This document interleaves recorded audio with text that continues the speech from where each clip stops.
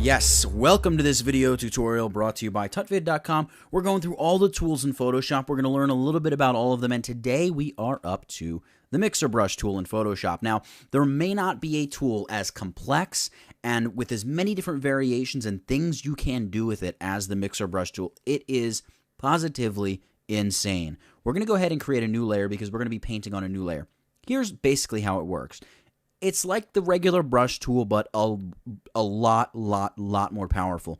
You can load whatever color you want onto the brush by selecting this color swatch, and let's say we want a red, and you can see it's going to change the foreground color to red, and then you can go ahead and just paint with it. And, well, I mean, for all intents and purposes, right off the bat, it looks like it's just a slow-moving regular paintbrush. Well, it's slow-moving, number one, because over here in brush tip shape, the spacing is way down below what it normally is. If we set it back to the default, you can see it's just like the regular old brush. Well, it's not, because we have all these other options here, like load. Let's talk about load. Load is how much paint gets put on the paintbrush. So let's say we set this down to like 2%. When you paint with the brush, eventually you run out of paint, right? So I just ran out of paint. Now, you can see every individual little circle it's laying down, which is part of the reason why I like to set my spacing here in the brush options all the way down to 1%. That way, and I'll make my brush tool a little bit smaller here, that way when I'm painting, you can see everything compresses together to make one perfect little streak, and you can see how much shorter it is when everything is pressed together. So if we increase the load to about 39%, boom, we just get this nice little streak, just like you're using more of a realistic brush. Now, let's say we want to mix up some colors here on the bottom layer. What we can do is increase the wetness. Maybe we'll make it 100% wet. Now, when you crank up the wetness, you also get this option for mix. I'm going to set mix at 100% for now. Now, bear in mind, we're painting, let's paint with black, actually, because black will be easy to spot. And then we just start painting down here. You can see we're just taking those colors and blending them together in like this three-dimensional spaghetti noodle-looking line of paint. Let's undo that. We've got mix set to 100%, which means we're mixing in all these colors in our existing photo. Remember, we're still on our own layer. We are choosing to sample all layers, but it's blending everything as though it's a flattened image, but we're on our own layer working non-destructively. When mix is at 100%, it's taking mainly the colors that are in the image and blending them all together.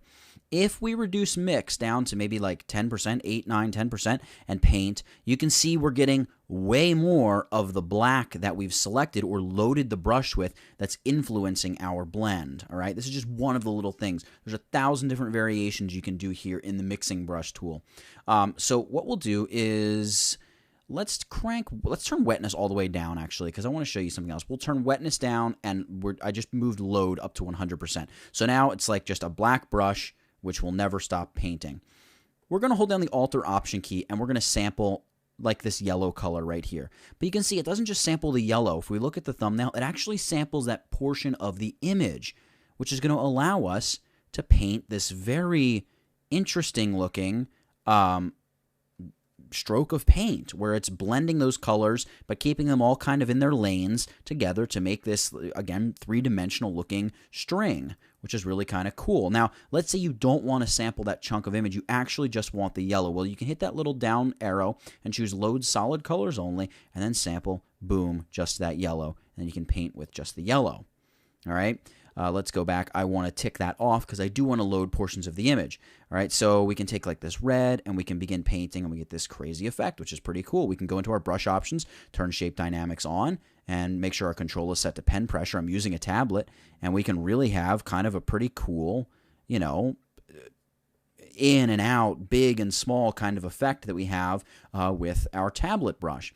Now, one of the other really neat things is this works with all kinds of different brushes. I've loaded here the thick, heavy brushes, which are these 5 brushes across the top. If we take one of them and we begin painting with that, you can see we get a little bit more grittiness, but also if we maybe change and crank up some wetness, so we begin blending our image a little bit. Let me turn down the mix just a little bit.